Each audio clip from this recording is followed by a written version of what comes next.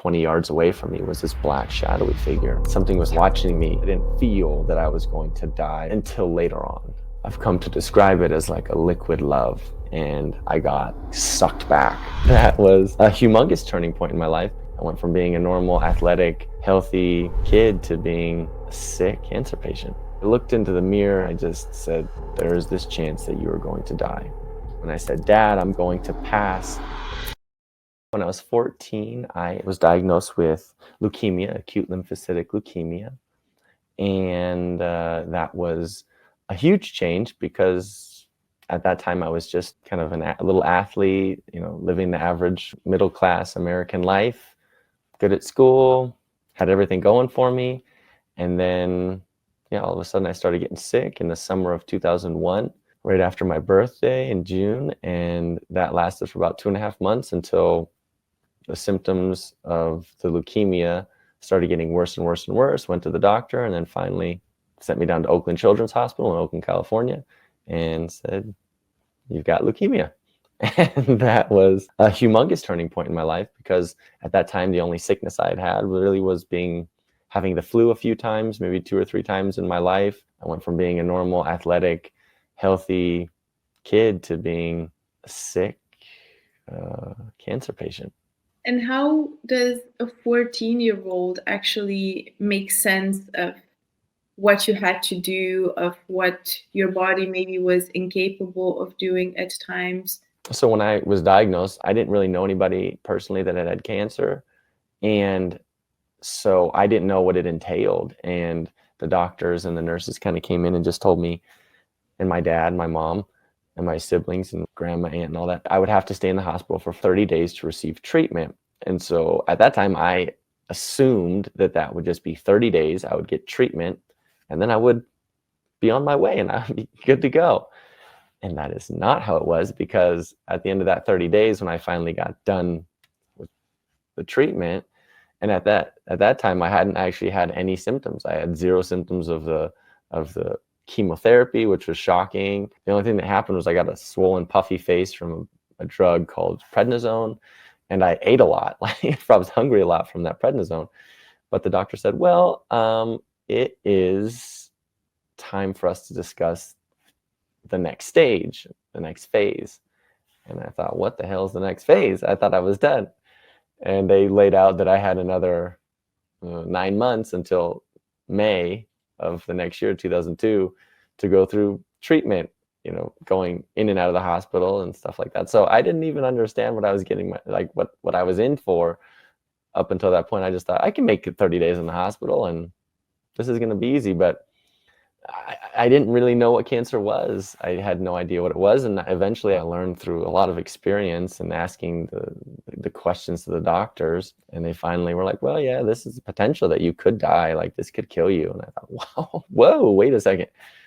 So yeah, that was my mind at that time. When did it become apparent to you that, that's a serious health condition and that death is possible? I would say that occurred probably within the first 3 weeks of that treatment, that death was possible. The caveat being that I internally never felt that I was going to die.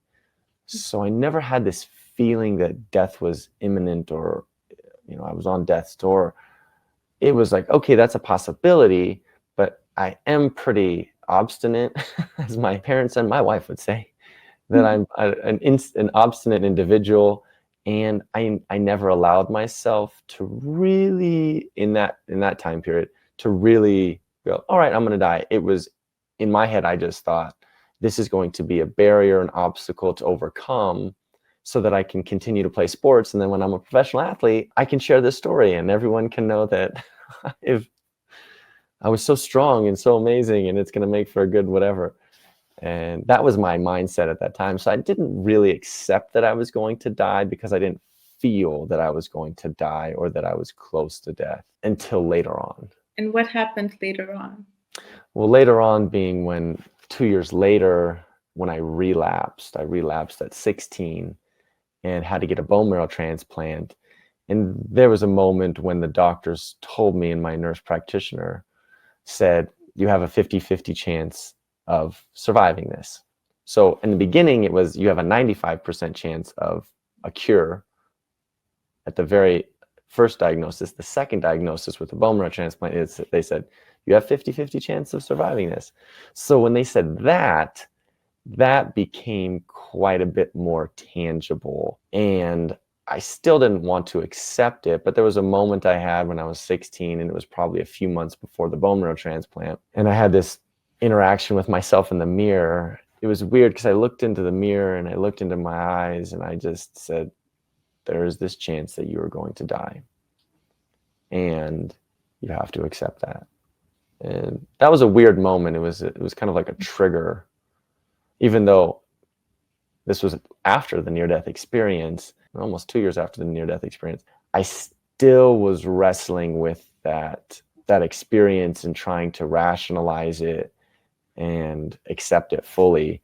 But I still had to accept, all right, you're 16 and you could die. Like this is not a guarantee. So that was kind of an interesting coming to Jesus moment, if you will. And tell me more about how you've had this near-death experience after your first diagnosis. Yeah, so probably about 3 months after the first diagnosis, I'd left the hospital. I left for 2 days, got a blood clot in the Broviac. So it was a chest catheter that was leading into my heart so that they didn't have to give me IVs.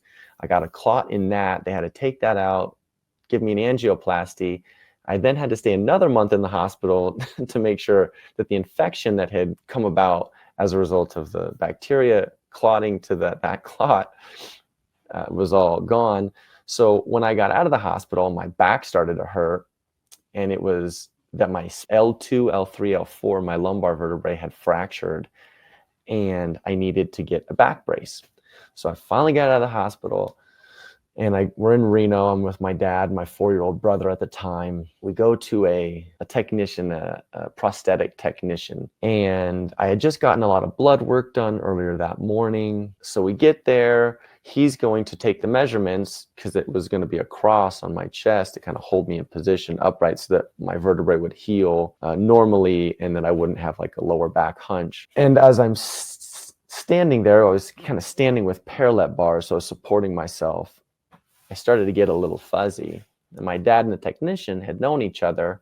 They were musicians. My dad's a pretty well-known musician in the area. And so this guy had known my dad, and they were talking about music. And this guy was just continued taking my measurements. And probably about 20 to 30 minutes, he finally was done. And by this time, I just started getting fuzzier in the head, weaker in the body, and almost like I was shaking while I was supporting myself. So he said, okay, you're all done. And we walk out of the building. As I start walking, kind of tunnel starts, when you're about to pass out, you start getting this little like tunnel vision. So I'm walking. And I had passed out a few times prior in the hospital when my blood counts roll off and stuff like that. So I'm walking. My dad is trailing behind with my brother, still talking to the technician. Booked it as fast as I could to my dad's truck. I sat on the lip of my dad's truck. I just got on my elbows, and he was about 30 to 40 yards away with my brother, and he's coming around the corner. And I just looked at him and I said, Dad, I'm going to pass. And then I passed out. And all of a sudden, I kind of opened my eyes, if you will, and I was in this tunnel of silvery, gold, white, just this luminescence. And I've come to describe it as like a liquid love. And it felt as if the air was a fluid that was moving around me and through me, and it felt as if it was me. Maybe not a body so much, but a form. And I was just kind of enamored in this space, just existing in it.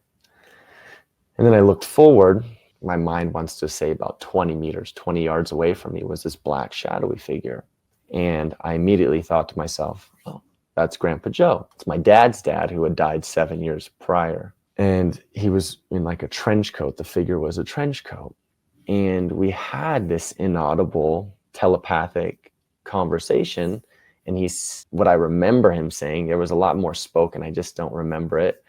I don't think my brain is allowed to remember it until it's time to recall what was said. What I remember him saying is, everything's okay. You're going to be all right. You just have to keep going. we continued on with this conversation, and the whole time just feeling this, I don't know, this fluid moving through me and around me, and just it felt magnificent. It just felt like being in love times 100, just full of this peace and this love. And then the conversation ended, and I got just kind of like sucked back, just like a whew. And then I felt myself in my body, but my body was numb. And so I could hear my dad saying, Zach, are you okay? Zach, wake up. Are you okay? And another voice that I didn't recognize saying, is he okay? Do you want me to call 911? My dad said, no, I think he just passed out. He'll be okay. And I don't know how, but I couldn't really move, but I was able to respond. And I said, I'm okay. I just can't really move right now. And it felt like I was just kind of in my body, but my body wasn't functioning, like the nervous system hadn't turned on yet. And that took 30 seconds to a minute for my body to come back online, where I got the tingles, everything started tingling, my nose and everything. And then I was able to open my eyes. When I opened my eyes and I'm laying there, my dad right above me, my little brother's to his right, and just terrified, just like his brother just died right in front of him. And then the man behind my dad. And so we got up, and he took me to the most healthy available option to eat, which was, of course, McDonald's. And had some chicken nuggets, I'm sure, and some French fries and soda, just to like increase my my blood sugar level. And then maybe 2 weeks later, 2 weeks to a month later, I don't know, it's all fuzzy. I wanted to tell my dad that, but my dad is a kind of a worrywart. He's a little concerned about things. He gets really emotionally heightened pretty easily. So I said, Dad, when I passed out, I ended up being in this tunnel, and I saw Grandpa Joe, and he immediately, freaked out a little bit. Oh my God, what did he say? Like, I can only assume what he was thinking, that, oh my God, my son just is going to die. My dad just came to tell my son he's taking him. And I said, no. He said, everything's going to be okay. I was going to be all right, but I just had to keep going. And I told him that I saw him in a trench coat, because I had never known my grandpa in a trench coat. And maybe about a month later after that, my dad brought me a picture, and he said, is this what Grandpa Joe looked like? And it's a picture I still have. And it was my grandpa, who was wearing the exact length trench coat, or day coat, I guess you'd call it, that I saw him in when he was a young man living in Prague, because he was born in Slovenia, but he lived in Prague, Czechoslovakia, going to college and stuff like that. So that was kind of confirmation for me that it was real, but still at 14 years old, I was trying to rationalize everything. I didn't want to accept it. I thought I just had some type of weird hallucinogenic experience, but there were instances like that gave me confirmation. And then later on, as I got older, into my late teens, early 20s, when I started delving more into spirituality and meditation, things like that, that I really had this clarification and validation that it was real. And how did your family react to, what you told them? So your dad was maybe a bit worried, but then it sounded like it was all right. And what about your mom and your brothers? My mom is the eternal optimist, or at least that's how she presents herself. She's very uplifting and positive, and both of my parents are very open spiritually. They were raised Catholic, but they're definitely not practicing Catholics, at least staunch practicing, and they were very open individuals. So I think they were okay with it, and especially knowing that my grandpa had said, everything's going to be okay. I think they took that as a positive sign. I'm not sure how my brothers took it, to be honest with you, or even if they knew about it at that time. If my parents told them, I'm sure my parents were trying to keep it on the hush hush. And I don't think I expressed that to them until later on in my adulthood, but I don't think I told them about that. It wasn't something that I really held on to until I got a little older. It wasn't something that really impacted a lot of my decision making. It was just an experience that I had that I kind of took for granted, to be honest. And it would have been nice to have that awareness going through a lot of the treatment that I was going through later on. But I just kind of took it for granted and didn't really fully accept it until later on. Yeah, I can imagine. And also going through all these treatments and health issues, back then, I can imagine your focus and thought were on getting better, on doing the treatments you had to do. So there's probably not a lot of time or energy available to you to think, oh, what was that? You probably also didn't know the term near death experience or that it had happened to other people, right? Yeah, I always remember, I always felt that something was watching me, which is kind of strange, right? As a kid, I even before all this happened, I felt that something was happening or watching to me. Why am I speaking like that? That something is I'm watching rubbing me up on you. happening. I know, right? No, you're much more clear than I am right now. And I always did like the occult or the mystical, things in life. There was a show in the US called Unsolved Mysteries, and it was about kind of these mysteries, and I was really, it would come to they would talk about missing people and stuff like that, but I always found the angel stories and the those kind of mystical experiences that people were having really fascinating. And so I should have really delved more into that, but I didn't. I was just kind of, yeah, I was letting my ego take over, and I just wanted to be a normal kid. I wanted to play sports. I wanted to have a girlfriend. I wanted to go to school. I just wanted to be normal.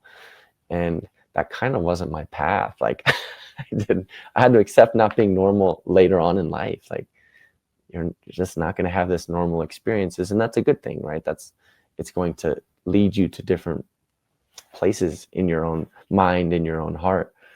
But I just wanted to be normal. Like I forwent going to Austria with my grandma because she was Austrian and she had a apartment. She lived in Reno with where I live, but she had an apartment that she would go to every summer in Austria.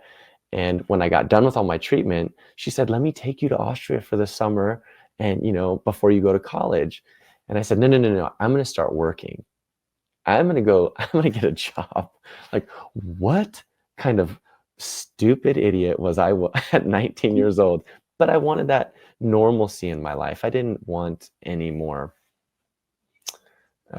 extravagance. I didn't want anything different. I just wanted to be a normal participant in society. But unfortunately, that's just not my path.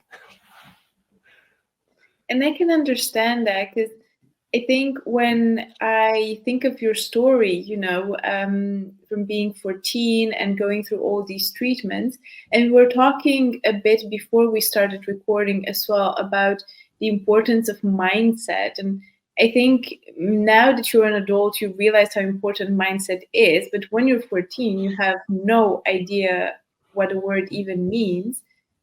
So I can imagine, you having to go through all these things, not being able to do what the other kids are doing. What was your mindset at the time? And did you ever have, this shift between why is this happening to me? Why are other kids okay and playing out in the street? And why am I stuck to this bed? Or why do I have to do these things that I think often enough people, and I'll come back to my point, but I'm very long winded. No, I like it. Yeah, it's a good question. But I feel like a lot of times when we talk about something at the end of it, now we'll say, like, oh, you've overcome this. But every day, over those few years was a lot of trauma, pain, uncertainty. So there's a lot of things that you've had to go through. And I can imagine you're a 14-year-old, you're thinking, why can't I just go to McDonald's and have ice cream with my kids? And then again, you have this experience sort of shows you're not meant to have this normal childhood. So can you, bringing it back to my question, can you tell me a bit about your mindset at the time and if it's had any shifts and how? Like my mindset at the time, I oscillated, right? I fluttered between why is this happening to me and having this mother who was incredibly optimistic in that sense. And I had optimism all around me. Even my dad's mom, my grandma, who I was very close with, and my dad's even optimistic, but not to the point that my mom is. So I had this, why is this happening to me? And I need to keep going. Why is this happening to me? I need to keep going. Why is this happening? I need to keep going. And it changed. And oftentimes, like, why is this happening to me? It wasn't, why is this happening to me and other kids aren't having this? Like, I never thought that. I always thought, I can handle this. I'll take this over other kids. But I did ask, why is this happening to me and not a murderer or a rapist? So that was a question that I had frequently. And my parents would ask that a lot. But then I would come back and I would have this feeling internally and go, that's just not their path. This is my path. And I did start to accept that this is my path. I will say it didn't start. My parents used to say all the time, I wish I could take this away from you, and I will hold it for you. Like, I will be sick for you. I'll take the treatment. And I would respond and I'd say, I know. And I knew how much they were telling me that they loved me in that moment, right? I felt that viscerally. But I said, but you can't. And this is just my experience. I have to experience this. So it was this weird back and forth. And I did lean a lot harder towards understanding that this is my experience.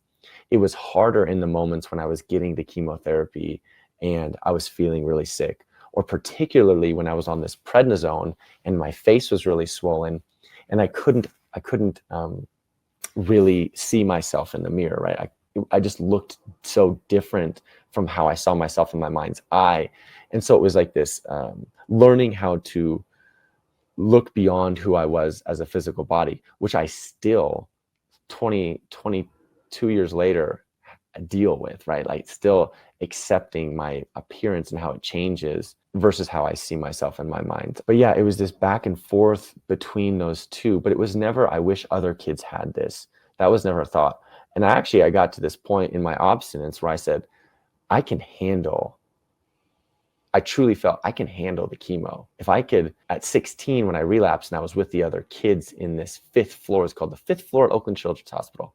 And it was a unit that was HEPA filtered, meaning that the kids, when they had low blood counts and their immune systems were suppressed from the radiation or the chemotherapy, they could go out onto this floor without wearing a mask and we could interact. And at that time I was 16 and all the rest of the kids were younger than me. And then that was my second diagnosis. That's when I really started to go, wait a second. It just didn't happen to me the first time. It's been happening to these kids and their family the whole time. And so the question kind of morphed into not just why me, but it was why me, and why Renee, and why Richie, and why Nick, and why Chrissy, and why Jake, and and why their parents, and why their siblings. And it just was this deep questioning of, okay, why? And it morphed into not just a blame. It was still slightly blameful, but I was curious now. The blame became curiosity, and I really wanted to know why this was happening to all of us. What was the purpose of this happening? Because there had to be reason for this. And I think that, so my mindset, it constantly morphed as I experienced more. And I did develop more resolve. I did develop more inner strength every time I had these situations, even though in the midst of them, they were so incredibly difficult with the depression and with the physical illness and stuff like that. Like, thankfully, I always had a great support system with my family around me and friends, but it still was difficult. It was still very hard, but it did morph consistently as I progressed through these experiences, and then had the opportunity, because I was sick and I couldn't go to school, so I had a lot of time to spend with myself. I did get to kind of almost psychoanalyze myself and look within and start asking these questions. And then with enough silence, I was getting some of these answers. I think that answered all your questions. Did I miss some? No, I think you did. I think you did a Okay. great job at remembering them and also answering them. And I think it's a beautiful story. And what I'm hearing from what you're saying is also that, every difficulty you go through, every challenge you have, like, there's always a choice of, do I feel sorry for myself now, or do I take it as an opportunity to try to see it as my path, as something that I have to go through? And if that's on my path, like, maybe I'm strong enough, or I will become strong enough by going through it.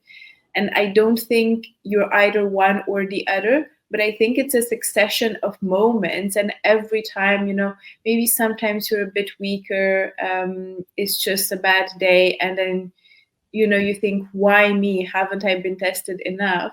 And then slowly you build up a bit of courage, a bit of strength, mental strength. And then you end up saying, like, hey, I can probably do this. And you see other people going through this, and you start realizing the only way out is through, actually. I love that quote. Yeah. There's a quote from the book, and I've always remembered it. It's from the book, The Life and Teachings of the Masters of the Far East. And it's not a super common book, but it was written in the 1800s. And I won't get too much into the backstory, but anyways, there's a quote from it that says, it's from this woman who's supposedly an ascended master. And she says, when you come to the Red Sea place in your life, when in spite of all you can do, there is no way round, there's no way back, there is no other way but through, know God with a soul serene, and the dark and the storms are gone. God stills the winds, God stills the waves, God says to your soul, go on, go on, go on, go on. And when I read that, I was in my early 20s, and I thought, Mama Jean, there's no way round, there's no way back, there's no other way but through. And yeah, you kind of have to, life is hard. Being a human being is not easy, but it's part of why we're here, right? It's part of the fun of the game. If you're not good at a sport, or if you're not good at a game, you play it because in the end it's going to be fun. It's going to help you some way or some form. And people don't like when I say this, that life is a game, because they think that the traumas that they're experiencing in this current experience or current reality are overwhelming. And I say, I understand that completely. And I do not disagree with you. If you're being molested or, raped, that is beyond, horrific. If you are in poverty, if your family member committed suicide, if you've lost somebody, all those things, if you're struggling with your health in any form or fashion, somebody with ALS, where their nervous system shuts completely down, horrific. And yet your soul did ask for those things, and it's so hard to accept. But when you do, there's a freedom that comes with it. There's a freedom that comes with knowing that I am beyond this body, and that these experiences are only momentary, that I will move beyond them. I've moved through every experience, right? You are here now after experiencing every single one of those. And you do, like you said, you have the choice. Life is a series of moments. And in this moment, what choice do you want to make? I know it's hard. I know it's difficult. Like, I realize that. I experienced a lot of that. I just got over chronic fatigue as a result of long haul COVID and having a heart ablation. I had atrial fibrillation. Like, my body has been through so much. I finally got over it after a year. And there were moments in that year where I told my wife, I just don't want to wake up. Partly because I knew that it's beautiful over there. There's not that. But I said to her, and that's horrible to say, but there were times where I felt so down and so physically fatigued. It was a reminder of how I felt when I was going through my bone marrow transplant after 7 days of full body radiation, or I don't even remember a whole month because I was on so much morphine. It was just all of this trauma, and I understand. Granted, my trauma is physically. Other people's trauma may be mentally and it is mental for me too, right? It's this PTSD. Every time my body doesn't feel great, I go into the throes of this PTSD because I'm like, oh shit, is something happening? And other people's may be poverty, immense poverty, not having enough food, having an abusive parent, being sexually assaulted, like all of these things.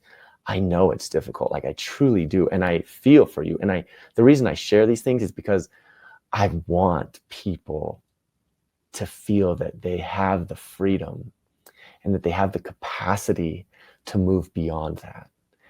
I was listening to Tony Robbins. I was listening to an interview of him last night. Really good interview. And it's funny. Yeah, right. Who doesn't love him? I guess some people don't, but we love him. And my dad, when we would drive from Reno to Oakland, we would drive on average twice a week. I would fall asleep while my dad was driving. He would listen to Deepak Chopra and Tony Robbins tapes that he got from my grandma, his mom. And I swear there's a part of me that when I listen to Tony Robbins or Deepak Chopra, I just go into this like really calm, hypnotic state because I would fall asleep and listen to them. And so sometimes I wonder, like, is my mindset the way it is because I was subconsciously hearing Deepak Chopra and Tony Robbins while we were driving? Like, I don't know. But anyways, I totally got off track. I don't know where I was going with that, but I was talking about Tony Robbins. Life is a series of choices. I don't know. I think Anyways, we're talking about trauma and whether it's physical or mental, but the idea that you've chosen it. yes. And we chose it from before inhabiting our bodies, we chose certain traumas that we were going to experience because it was needed for us to grow in a certain way. And like me, I've gotten validation from this from being hypnotized twice. So I practice quantum healing hypnosis there, or a technique, and it's a hypnosis technique that allows you to either have a past life or current life experiences or future life experiences that will tie into the things that you're experiencing right now and give you clarity for. And then the second part of the practice is you have written a series of questions for me to ask your subconscious. And so when you are in this state, when you're in this hypnotic state, you're still aware, you're still awake, you know what's going on. But when I ask you, Sabrina, may I speak with your subconscious? You're in this deep hypnotic state and you respond, yes. And I say, I have permission to ask questions to Sabrina's subconscious. And you say, yes. And so then I go through the list of questions that you and I have clarified that you want to know. And so when I was in my most recent hypnosis session, another practitioner in the area asked if we could trade sessions. So we did. And in that session, instead of going down into a past life, because we say, okay, you're on a cloud and then you're coming off the cloud. And so the first time I had this experience, I fell out of the sky and landed like a superhero. It was a really cool experience. It's from a past life. But this most recent time, I felt myself lifting up. So as I lifted up, I found myself in this circular room, this auditorium. And the practitioner said, well, where are you? And I said, well, it's weird. I went up and I am in this auditorium. And she goes, well, what's going on in the auditorium? And I look around and there's a balcony above me. And on this balcony were these shadow figures that had like these upturned yellowish, orangish, reddish kind of eyes. And I said, I see these shadow figures, blah, blah, blah. And she said, okay, well, what do you feel from them? And I said, well, they're not nefarious. They're just here. And she goes, well, what are you doing there? I said, I don't know. I feel like I'm in a council meeting. I don't know. And so I kept talking. And as you talk about this, the image clears up. So maybe a minute or two later, the image just cleared up and it's like the lights went on in the whole auditorium. And it turned this very white stone, like marble. And the shadow figures took form.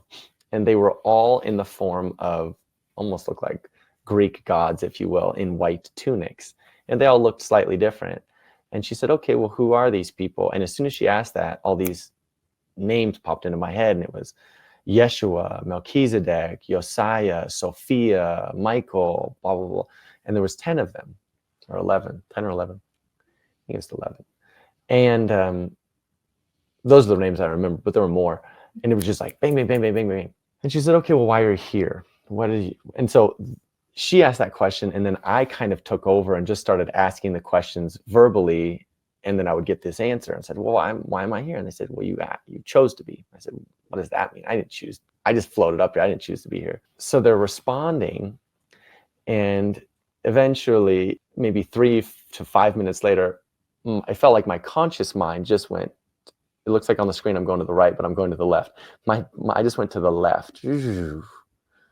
And all of a sudden, they just said, we're going to speak for Zach. So you go ahead and ask the questions to the practitioner. And she said, okay, well, why is he here? And they said, well, he chose to be. And she said, well, what do you mean he chose to be? And they said, we sent out a call into the universe for a soul to fulfill this task that we need. And Zach was just the first person to respond. And she, we went on talking about it, and I started feeling these feelings of worthlessness, right? I'm like, I don't feel worthy enough for that. So I start crying. And they say he's crying. Well, they're talking while I'm crying. It's kind of funny. He's crying because he doesn't feel worthy. But this has nothing to do with worth. He's completely worthy. He just answered the call. So this task is not a worthiness issue. It's he just has to do what he's supposed to. Like, he just has to do the job that he was given. And then she asked, she was curious about my past and my health history. And she asked, well, why did he get sick? And they explained he didn't have to get sick. He didn't need to go through this, but it was a very high probability that he was going to experience this situation because it was going to put him back on the path that his soul chose. So he has this purpose that his soul agreed to. He needs to fulfill that purpose. If he doesn't fulfill that purpose and he's going the wrong direction, or he's heading the wrong direction, this experience is going to push him back onto the path that he needs to be on. And so that was an interesting confirmation that I received that. So that was a very long-winded explanation of how we choose things. So in my case, I knew that I had the possibility of getting cancer. And it kind of ties into the fact that I knew I wasn't going to die, which is interesting when I first experienced it. But it was just going to be this launching pad to get me into the right direction so that I fulfill my soul's purpose that I chose coming into this body. You sound to me like somebody who's very in tune with your spiritual side, with yourself. Do you sort of have an idea of what your purpose is? Yeah, I do. My purpose is, I feel like kind of like a weirdo saying it, but my purpose is to almost to the point where I can achieve true enlightenment, where I can be light, and to share that with others and to remind others of that same essence within themselves. So, and I think I chose my family, I chose the surrounding family members, all those people, to give me the opportunity to be a good communicator, to understand how to inhabit that. Like, I had a lot of love. I was like, my brothers and I, maybe they don't feel it, but I always have felt the never-ending supply of love that came from not only our parents, but our grandparents, our aunts, our uncles, our cousins. Like, it is literally just a container of love. And so for me, my purpose is to inhabit that, fully embody that, and share that in a very clear way to help others recognize that that is also within them, that it is not outside of them, that it is not separate from them. They don't have to earn anything to get to that. It is within them fully, and it's always been within them. And I just have to inhabit that better. That's still a practice of mine. I just have to fully bring that in. So yeah, that is my purpose. That's beautifully said. And I was telling you earlier, when I saw your content on YouTube, the first thing that struck me was your energy, and that you seemed like having such a light energy, actually. And it's almost like you come in contact with somebody not really knowing them, but you see like, oh, that seems like a really kind and good person. Thank So I you. think your energy really speaks for you, and I think that's always a good thing to acknowledge. Well, thank you. I appreciate that. I hope so. I hope I'm doing that. I'm trying my best. I'm doing my absolute best. Doesn't mean I do that all day, particularly in traffic. I don't know why traffic is such a problem, but I'm like, calm down. These people are trying to get to where they're trying to go to. But I'm like, why are you driving like that? You are such a, and I'm like, wait, don't call them that. Like, it's that mindfulness of like, oh my gosh, just bring it in, Zach. It's not a big deal. Everyone's going to get to where they are. Particularly, like, we just had a really bad storm where I live in Reno. It was really bad. And they did not clear the roads for 2 days. And everyone in the whole town, it's 500,000 people. Everyone in the whole town is like, why are these roads not being cleared? And then you have the young guys, which as a young man, I'm 36, but you remember yourself being that way, and you just know, why are you driving like this? And you just want to like strangle them. You're like, just give all these cars some space, like, because you don't know if your car, especially in your big truck and your this and that, and it's just funny. I'm like, relax. This is not a big deal. Give them love. Just, like, That is your purpose. And it's hard. Because when experiences arise, there's a story that the Buddha, of the Buddha that I like. And it's this wife, she begins to study with the Buddha. And so she starts spending more and more time away from the home. And the husband starts to get a little annoyed, right? She's leaving, she's still cooking the food for him, she's still doing all this, but she's leaving earlier, so he doesn't get to spend time with her. She's coming home later, so he doesn't get to spend time with her. He's eating alone, and he starts getting really, really enraged. So about a week, 2 weeks later, he finally's had enough, and he's just flipped his lid. Instead of going to work, he goes to where the Buddha's teaching, in this little, I don't know, patchy grass area with all this group of people. And he walks straight up to the Buddha, just enraged, and he goes, "Who do you think you are? You think you're this holy man? You think you're teaching people to be enlightened and loving and blah, blah." He goes, "You're ruining my relationship. You're ruining everything about it. My whole life is falling apart because of you.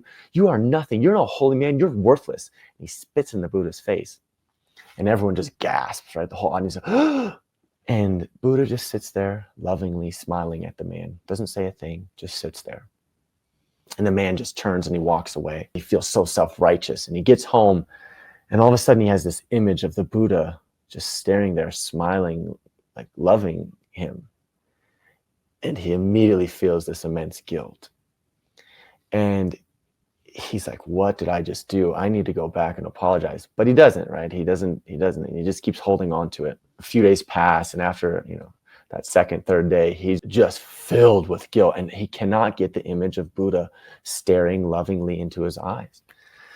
So he goes back the next, 2 or 3 days later, and he just falls at the feet of the Buddha, and he says, "Buddha, I am so sorry." And he starts to cry. "I am so sorry. I can't believe I did that. I was just mad and angry, and I did not mean what I say. Please, please forgive me."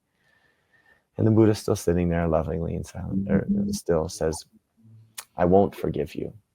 And everyone just gasps at that.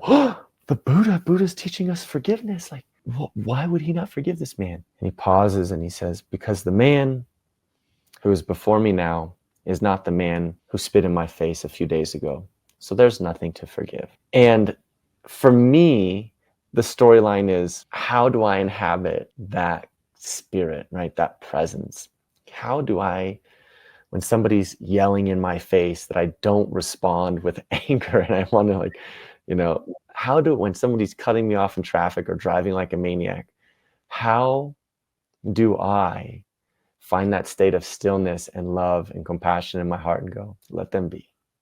So that's a story that I always think about when those moments happen, and I try to remind myself, be like the Buddha, be like the Buddha. Or Jesus, "The final commandment I give to you is that you love each other as I have loved you." So I'm always like reminding myself of these two things, and sometimes it's better than others, but it's always a tricky game. Yeah, absolutely. And I concur with that. I think a few years back, I was reading in a book, I can't remember which book, but something that really stuck with me. And that is that when people, they just want to be annoyed at someone, or they're just like really throwing tantrums at you because you do this small thing and then it just escalates. I always think like they need an outlet for all the frustration and the sadness that they must be feeling. So I sort of go from being annoyed that you're picking a fight with me for no reason or no valid reason. I go into, ooh, you must be going through, these challenges that I know nothing about, but it must be taking such a toll on you that your only choice is to lash out at me. So I'm somebody that tends to be very passive and keep things in.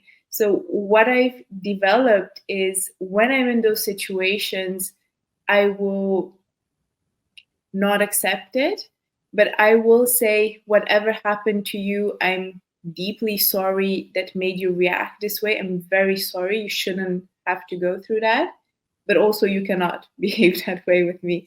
So it's setting a boundary, but it's also saying, I'm sending you lots of love because it really seems like you need it if you have this angry energy coming at me. And it pisses people off like you wouldn't believe. Well, yeah, I feel like that's such a good practice, but that kind of ties into the whole vibrational thing, right? Like if somebody's at like, I don't know, 77.7, right? And it's this lower vibrational frequency in anger, right? That emotional anger, right? That's your vibration. And you are at 101. There's too much interference for what you're sending to get to that level to them. Doesn't mean they're not going to receive it eventually, and that's not going to bring them up, but it's like they can't receive that because the signals are on different frequencies. You can't, if your radio tower is if you turn your radio on to 100.1, you do not expect to get 88.8, right? You go, what? I thought I was listening to jazz, and why am I getting pop music? It's like, oh, I need to change my internal frequency, which is my thought process, along with my emotional center. Like, then I'll know where I'm at vibrationally. But yeah, you can't possibly expect to get, that's like people who are like, they're in depression, right? Despair. They're at the very lowest vibrational range. And they're like, I just wish I could be joyful. No, you wish you could be pessimistic, right? Because that's a jump that you can make. You can't make joy. You want joy and you'll get there. But in this very moment, you can't get beyond pessimistic. But you know what? From despair to pessimism, it's quite a jump. Or even from despair to anger, that at least gives you a little bit of power. And then taking a minute or two to work through the anger and go, okay, this is what I'm feeling, this is what I'm feeling. These are my thoughts associated with the emotion, and let's move up. Okay, now I'm at a frustration. Okay, now I'm at pessimism, right? And I'm just working my way up. Abraham Hicks does that whole process of moving up the emotional scale, which is, I'm surprised that honestly, when I listen to psychologists, that they don't use that. Or when people say, I was talking to my client the other day, just change your emotional state. And she was reading this book and they said, change your emotional state. And I said, well, how do you change your emotional state? And I wanted to get to the guts of it, right? To the nitty gritty. And she didn't know. She just said, oh, I'll just say something positive. I'm like, oh, wait, so you're saying something. And what do you do before you say something? You think something. So what you're doing is you're changing your thoughts, and then you're becoming aware that your thoughts are either in alignment with your inner being or out of alignment. And the more in alignment you are with your inner being, the better you feel. So when I'm feeling like, Zach, you're a piece of garbage, you're worthless, you're never going to fulfill your purpose, you're stupid, blah, blah, my emotions, I feel low, right? Why do I feel that emotional center? Is because my inner being does not see that same situation the same way. They think, Zach, you're amazing. You're going to fulfill your purpose. You're going to reach every potential you possibly could have. You're wonderful. You're smart, blah, blah, blah. That's how your inner being sees you. That's how your soul sees you. And so when I'm in this harmonious range with my inner being, I feel emotionally good. When I'm out of alignment, or when I'm in this misalignment, if I'm pulling myself away from my inner being, the worse I feel. And it's only through my thoughts, my beliefs, my actions, that's where it stems. But I'm surprised that psychologists just don't practice that, because they go, just change your thoughts, John. Just change your thoughts, Jessica.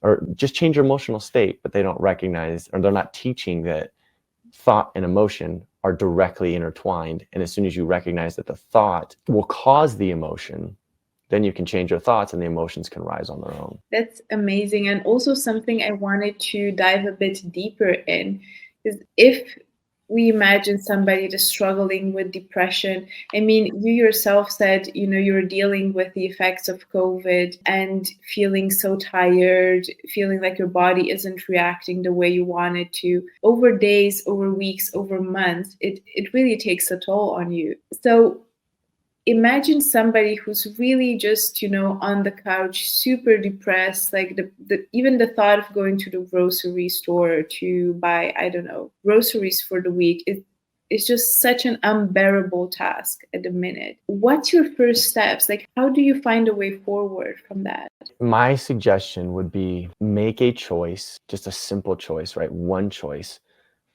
that I'm going to try to think of a thought that feels just a little bit better. Or I'm going to try to do something. I'm going to listen to a piece of music. I'm going to watch a movie. I'm going to watch a YouTube video. I'm going to do something.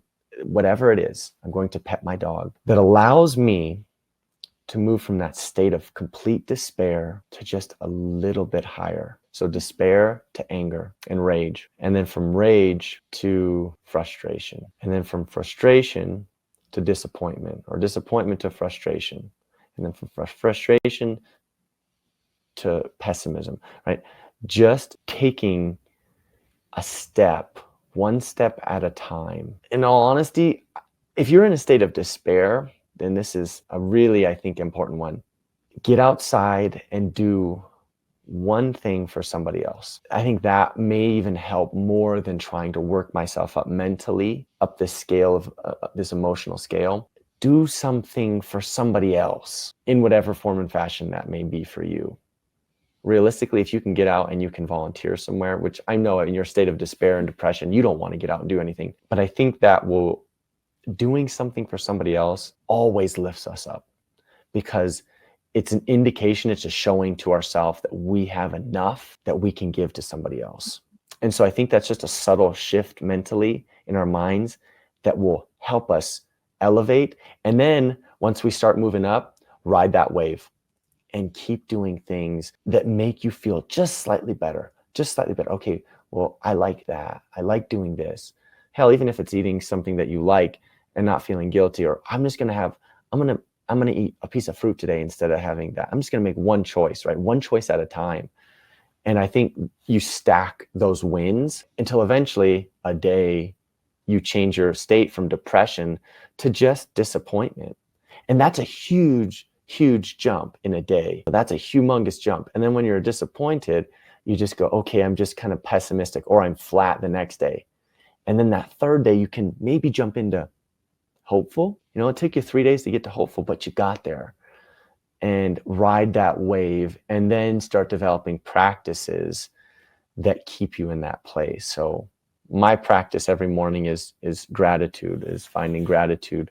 I try to say 5 things that I'm grateful for. And I'm not always able to really feel the state of gratitude, but I do my best to feel the gratitude in my heart. Like I feel grateful, and I just go, I'm grateful. I'm so grateful for my wife. And then I kind of tangent off that. I'm grateful. She's so smart and she's so funny, and I love cuddling her, and she's beautiful and she's fun. I'm so honored. I'm so blessed to be with her. And then I'm grateful for my health. I'm grateful for how far I've come. I just had a hip replacement in May. So I go, I'm grateful for how wonderful my hip feels now. I'm great. It's so nice to have this wonderful feeling hip. I'm grateful for the family that I have, my parents, my brothers. I'm grateful that I've always been surrounded by love. I'm grateful for my doggy. He's such a cute little boy, and he loves me so much, and he just wants to cuddle and play with me.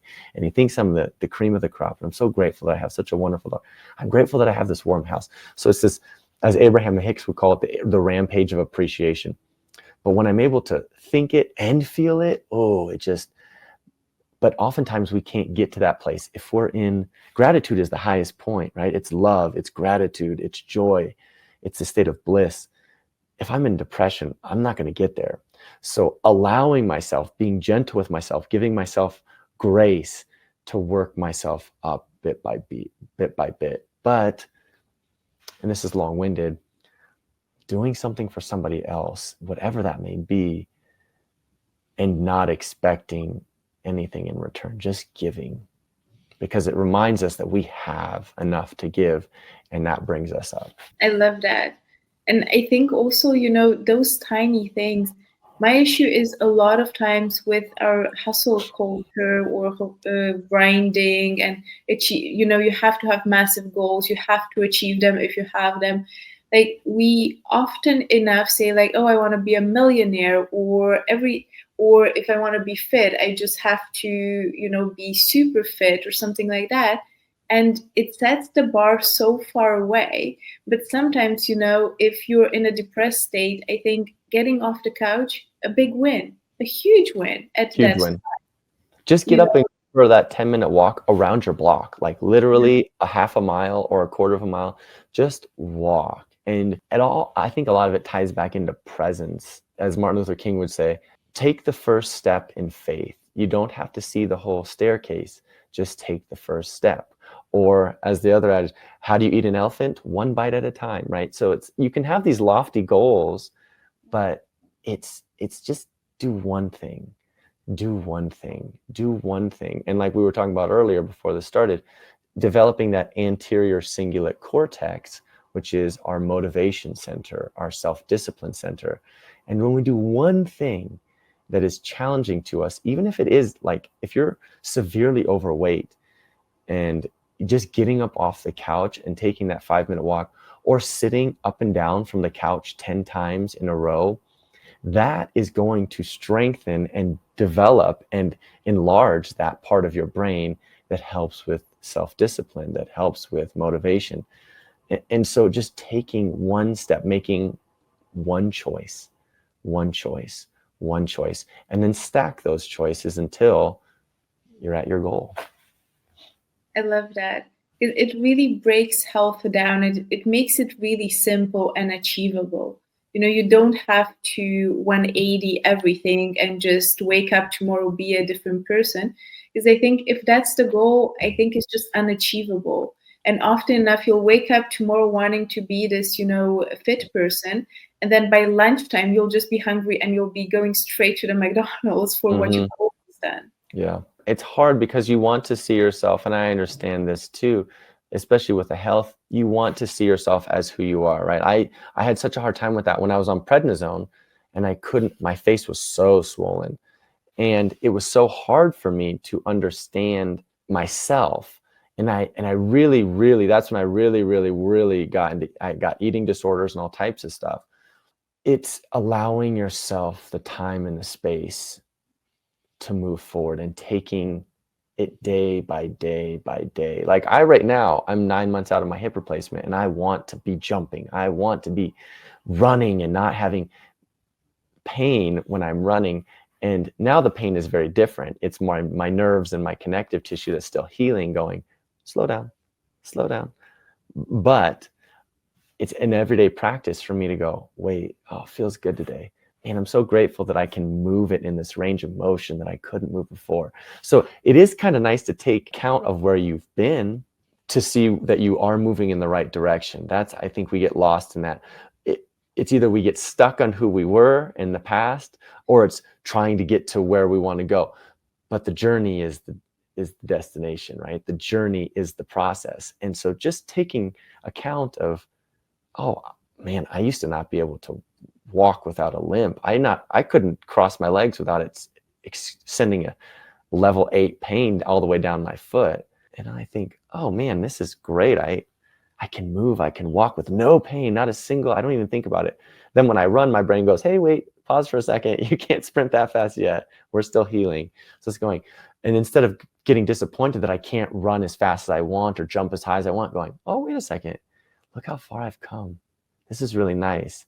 So I think it's a practice. It's a mental practice, but it's very, very important to just take track of how far you've come on your journey. Absolutely.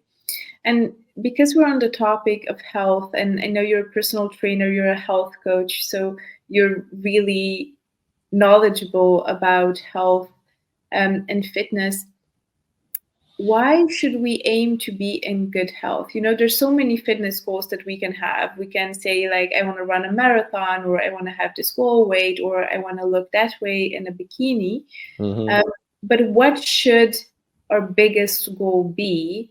And why is being healthy in itself important? Yeah, I think your goal should be whatever the heck you want it to be, right? That's your goal. But I think why our physical health is so important is because this is our vessel. This is our vessel for our spirit, and right. To have a healthy body is to have a healthy mind. Those work in tandem. And if I don't have a healthy mind and a healthy body, it is very, very difficult to feel that flow of energy that my spirit is communicating with me and trying to remind me of. And I find that when I'm in a sickly body, I have a very difficult time accessing the guidance that's within me. I have a hard time communicating with that counsel. And I am able to communicate with that counsel. But when I have a sickly body, when I'm eating poorly, and my body is incredibly sensitive. So my body may be different than somebody else's body, which it is. My body's incredibly sensitive to the food that I put in it and the thoughts that I think and the emotions that I hold. And so for me, it's a blessing and a curse that I have to take care of my body, both physically, mentally, emotionally, socially, environmentally, spiritually. Like I have to take care of myself. And when you do become more sensitive to all those factors, the Oreo or the ho-ho, you recognize, it doesn't make me feel good physically. And in that way, I'm focused on the dissonance in my physical body, and I don't have the clarity in my mind, which allows me access to my spirit. It's like Maslow's hierarchy of needs. My first needs are food and food, water, shelter. That's my basic. It's a pyramid, and then I move up, and then it's these social factors, and then I finally get to the peak, and it's these self-realization. So that's when I can really, the very tip top of the Maslow's hierarchy of needs, is this point where I can really delve into myself and self-reflect and all those things. So if you don't have your basic needs of your physical body met, you're never going to have these other needs, and you're never going to be able to self-reflect. Like you see it in people that are in war zones or North Korea that are impoverished. They never have their basic needs met, and so they're always living at this really low base level. They never have the ability to get into that space of self-awareness, self-reflection, because they're stuck being hungry and thirsty and not having shelter, not having all that. So that's why your physical body is so important. It is the vessel of your mind, of your spirit, if you will. It is the vessel through which the spirit gets to experience this reality. And the more you take care of it, the more you're able to enjoy, fully, truly enjoy the experience with clear perception.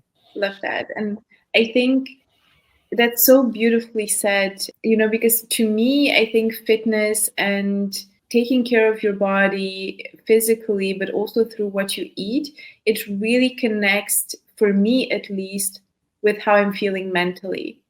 There's this tie that when I know that I'm not looking after my body, and I'm not working out as I should, or I'm not eating what I should be eating, my thoughts are not the best. My feelings about myself, my self-esteem is just really low. Mm-hmm. And the moment I start doing something, you may not see it immediately. You don't see it immediately in the body, but I do feel it in my mind. Mm-hmm. And to me, it's just something that for my mental health, I have to do all the time. Absolutely. Yeah, those things are so intertwined, the mind and the body. It is so, that's why mind, body, spirit right there. So the mind is the bridge between the body and the spirit. So you have to, if you want to have a truly fulfilling life, right, where you feel that joy, that gratitude, that love flowing through you, you're holistic, right? You have to take care of each aspect. And health goes in, that could be environmental, social, right? All these things apply, but it's those three primary principles are your mind, your body, and your spirit. So doing your best, feeding your body the right foods, right?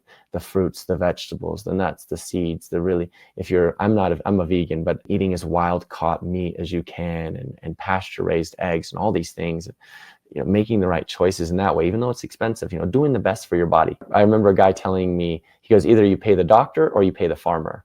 Yeah. So and I really like that. And so physically, either you pay at the grocery store, or you're going to pay the doctor. That just is what it is. And then you feed your body the right stuff, and you feed your mind the right stuff. Unfortunately, a lot of the stuff we see, news, even movies, a lot of it is of a negative vibration, right? It's a lot of fighting. It's a lot of war. It's a lot of drama. It's a lot of this, which captivates the mind. But if you keep feeding your mind that, you're going to think that the world is that way. And there's just as much, if not more, beauty in the world than there is chaos. It's just you allow your mind to be grasped by the chaos, when you could literally go outside and see how many trees have continued to grow. You could see that the sun has come out again, that the clouds are still flowing, that you have clean water, that there are people that clean the water for you. Just if you look in nature, just the amount of animals and foliage that is out there that is continuing to grow on a perfect level, in perfect harmony with each other, sharing the nutrients. You can focus on that, or you can think of how bad it is because some celebrity did this, or some politician said that, or, you know, you can allow, your mind can go either way. It's very easy. And that's what the media and TV and all that is there for. It's to grasp our attention. Look at when we're on our phones. My God, I'm a total victim of the phone. It's designed to grasp our attention and to hold it as long as possible, giving us these new and these new and these new, giving me these dopamine hits time after time. Every time I see a new video, picture, my brain's like, oh, and it's learning to empty that out and go, wait a second, how do I want to carry myself through the day in my body and in my mind? So we've spoken briefly about vibration and about frequency. And I sort of want to bring it to the law of attraction, because I know that you have a really cool story about how you met your wife through the law of attraction. Yeah. So tell me, how do you use it? And perhaps let's give the audience some tips if there's something that they want, like a dream job, or as is in my case, that soulmate that you have, for instance. How do we make that happen through the law of attraction? The law of attraction works whether we realize it or not. Whether you accept it or not, it's going to work. And it's very easy to see, because you can see the people that are happy and joyful tend to have happier, more joyful experiences, and the people that are negative, sad, depressed, they tend to keep having those negative experiences. So that being said, my practice was, I had just gotten out of a relationship. And so I had read in Abraham Hicks' book, the Ask and It Is Given, this process on scripting. And they said, write down your perfect partnership and in present form.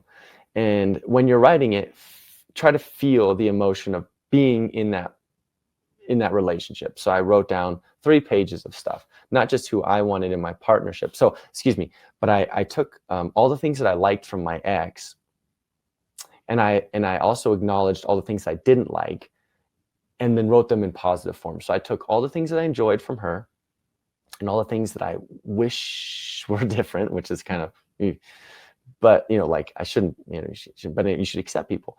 But I wanted something, a lot of things different. So I wrote as if I had those in my partner.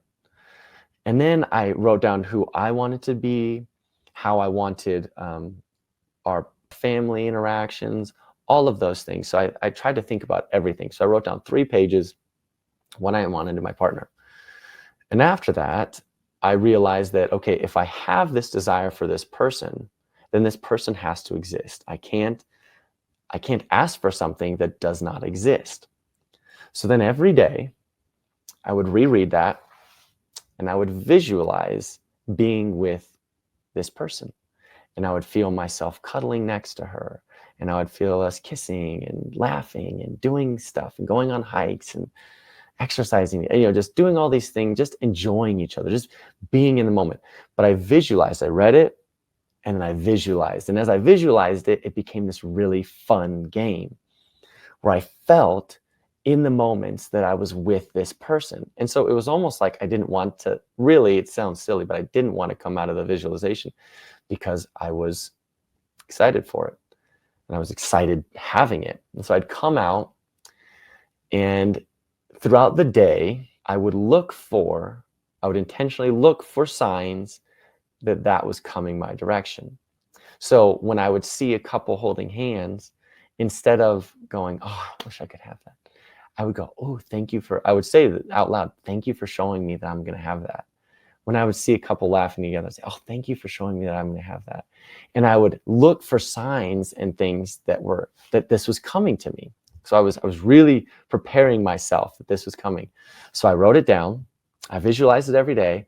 And then I went forward into the day looking for the things that were showing me that it was coming, because I can't ask for something that's not there. If I really want something, it has to be there.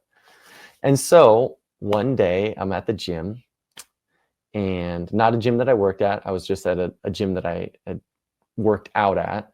And I saw this girl come in, and immediately I just was drawn to her. And she was jumping on a box that was 30 inches high, so, you know, almost 3 feet.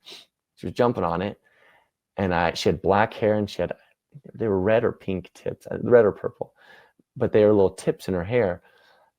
And I immediately just was like, who is that? I was just drawn to this girl. And so immediately I was friends with the front desk, and I immediately walked up to them. I said, who's that girl? They said, oh, she's a new member. Her name's Shauna. I was like, oh, okay. Does she have a boyfriend? And the guy who signed her up said, no, she just said she broke up with her boyfriend. So I think she's single. I was like, awesome. Okay, perfect. Second time I saw her, I was like, I'm going to put myself in a position where I see her, or like we cross paths. So there was this fencing that kind of separated two areas of the gym, and it was your hip height, and it had a little netting, like volleyball netting on it. So I saw her coming from behind me, and I was sitting there, and I was like, I'm just going to get up and throw this bottle away because it doesn't mean anything, and I'll put myself in position to like say hi to her. So I did, and as I came around, she looked up, and we smiled at each other. And right as we were crossing, she had she has a little hairband with a key to her locker on it, and the key got caught on the netting, and it jerked her arm back. And it was super cute because she turned bright red, and I was like, "Oh, are you okay? You hurt your shoulder?" She's like, "Oh, no, I'm fine, thanks. I just got my thing. I got it." And so she kept going. And so that was kind of like my opening. That was the meet cute, right? In the movies, they have a meet Yeah. cute. And that was my little meet cute. And I was like, oh my God, I had noticed her. But then we had this cute little meet cute. And then after that, I just started talking to her, and I would be super cheesy and be like, oh, have you caught your wrist in any netting lately? She's like, oh no, blah, blah, blah, appeasing me. And then I started talking to her probably a month later, and we were just friendly. We were just talking about gym and working out, and I was trying to be like, oh, I'm an exercise physiologist, so you should try this exercise, being stupid, 25, 26-year-old guy. And and then one day I was trying to get to see if she was single. And then she said, oh, my boyfriend, or she said my man, he told me to do this. So I was like, oh shoot, she's not single. And we just became friends for a year after, or a full year. We were just, and I just felt this connection with her. Also, the first time, this was kind of weird, the first time we actually talked, I saw her eyes, and it felt like somebody hit me in the chest, like boom, real hard. And I was like, whoa. And I had this memory of when I was 12 years old. I had this dream that I met a girl, and she had these really beautiful blue eyes, and we had to get married and like save the world together. It was a funny dream at like 10 or 12 years old. And when I saw her eyes, they were the same eyes that I'd seen in my dream. And it was just like this, whoa, hey, that's her. And so I just followed her around and tried to keep her attention for a year. And then one day she said, oh, I broke up with my boyfriend. I said, oh no, that's a shame. And in my head, immediately I went, okay, I'll give her a month, and then I'm getting on that train. And 3 days later, we were both leaving the gym, and I was getting gas, and I got a text from her and said, hey, I'm getting some stuff from my dog, like some toys for my dog from Walmart. Do you want to meet me? And in my mind, I thought, I hate Walmart, but there's no way I'm saying no to this. And I said, abso-friggin-lutely, let's do it. And then the rest is history. And we were hanging out every day after that, and we got married 2 years later. So that was, and it was funny because the first time we cuddled, I was cuddling her, and I'm a cuddler, so I really was always visualizing cuddling. And when I was cuddling her, it felt even better than when I was feeling that in my visualizations. So I just thought, wow, the universe is the divine God source wants to give you better than the best feeling you could have. And so that's my like really predominant law of attraction. I happen to be what she was looking for, right? It wasn't just that she's everything that I was looking for. She was everything that she was looking for. But I will say this, the one thing that she did not, of that list of 3 pages of things, not just a list, a story, the only thing that she didn't like to do, she didn't like to dance like I like to dance. So I was like, I can accept that. She doesn't, like that's not a big thing. I'll dance, and she can Yeah. just dance with me. But It's a 9 out of 10. So yeah, she's a 9.99999 out of 10. yeah, And in real life, she's an 11 out of 10. absolutely. I think that's such a beautiful story. And I love how, you were really conscious about making a list, like what do I want in my perfect partner? Because I think that's so important to bring it back to, okay, what's what would be a good partner for me? What kind of qualities would that person have? And then actively think, what do I like at the people around me?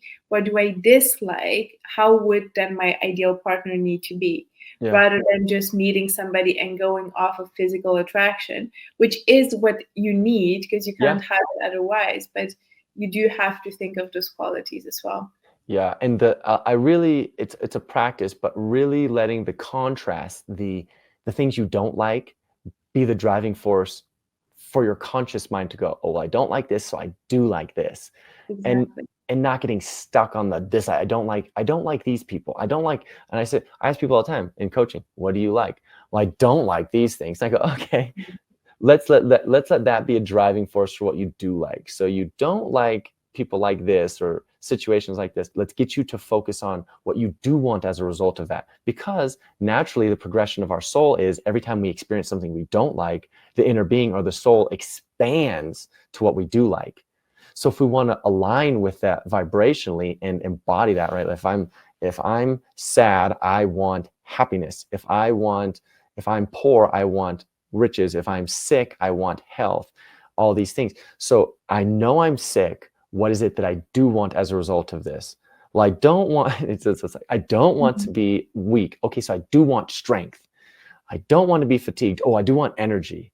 And allowing those things and then consciously practicing them as best you can. Like it's hard in those moments, but practicing the best you can, finding some type of soothing, some type of, I went to a seminar of Abraham say, finding satisfaction, right? You don't have to feel joy, but trying to find satisfaction, just some contentment. And that's enough to allow those things into your experience. But if you're in that lower vibrational negative frequency range, you just are in a non-allowing state. So in that allowing space is anywhere from satisfaction to gratitude. Anywhere here, the things that you're asking for are going to flow into your experience. And it just helps pick up the pace if you can practice a daily writing, journaling, daily visualization practice, gratitude practice, once you get to that point, all those things. I love that. No, I love that. While you were talking about your law of attraction story, there we go. I was thinking I've had it once when I was in high school. Mind you, at that time, what I wanted was a guy that was popular, handsome, and that was a basketball player because that was really cool back then. So it's still cool, Sabrina. Those are still cool things. So is everything else. And that's exactly who my ideal partner had to be. There's nothing else, about being loyal or, I don't know, just being funny or being able to have a conversation with them. No, those things were not really important to me. And then I met this guy and it was like really interesting how we crossed paths. We had nothing to talk about. He was the most boring person. Yep. I had ever met, and he was a lovely person. Yeah. But yeah, just not a guy. But he was a basketball player, super popular at his high school, super handsome according to many people. Mm-hmm. Me, unfortunately. But and I always revert back to that. Like I was so adamant that I wanted those three things, and that's the person that I wanted to have. And then that person just walked into my life. He wasn't playing football. He wasn't playing tennis. He was a basketball player. He was actually getting pro as well. Wow. So, so you man, see, that's how it was. I think my I've only been in 2 relationships, and my first relationship was I thought I wanted my parents' dynamic, because that's what I knew. I thought, I want my parents' relationship. Like they have a fun relationship there. Sure as could be, I got my parents' relationship, even down to the fact that I was a Gemini and she was a Leo. Like my dad's a Gemini, my mom's a Leo, all that stuff. I did not like. I liked it. It was fun. It was dynamic. It was like crazy. But then I thought, this is not what I really want long term. This is just something that I've told myself I want as a result of the only like sustained relationship that I knew, which was my parents' relationship. And that's why, like, after I broke up with her, I was like, I got to clarify these things. Like, I want this and this and this and this. Oh, I didn't like that. I want this. I didn't like that. I want this. She was really good here. I like this. But, it was just clarifying this and just writing it out. But then rereading it, right? Because it helps you it's like a dream. When you have a dream journal and you remember a dream, or journal, and you go back and you're like, wow, I can't believe I was at this place. It's just nice to have these lofty goals and then allow yourself to feel that influx that it's coming in. Oftentimes we just look at the things that are not there yet, and it's better practice, particularly with the law of attraction, because when you're expecting good things to come, they come in, right? They show up, whether that be the law of attraction or self-fulfilling prophecy, they're gonna show up. If I tell you, hey, Sabrina, look for pink cars, and let's spend 5 minutes talking about pink cars and how cool, guess what? You and I are gonna go out into the world and we're gonna see pink cars now. And is that by happenstance? I don't know. Maybe it was always there and the brain is just picking it up. But one way or another, it's showing up in our reality, and that means something. Yeah, absolutely. Zach, it's been a brilliant conversation. I loved every minute of it, and I think we could have easily gone for a few more hours. Easily. But we've definitely covered a lot of ground today. So my last question is, how can people find you? How can they connect with your work? Yeah, you can find me at my website, which I think will be in the links. It's my name, zachtavcar, www.zachtavcar.com. I have YouTube channels, so I think that'll be in the links as well. Instagram, if you want, I share more stuff on Instagram for social media. I have Facebook too, but social media or Instagram, I think I share more on. And yeah, that's it. You can always reach out, leave comments on the videos and whatever if you're curious about quantum healing, hypnosis, and all that kind of stuff. I'm an open book, so I love communicating with anyone who's interested. I will be having a book come out, but heck, who knows when that's going to happen. I've been working on it for 13 years, but it is in the ending stages, so eventually that'll come out and maybe that'll make an impact on some people's lives. Thank you so much for being on, Zach. Thank you, Sabrina. I really appreciate it. It was a ton of fun.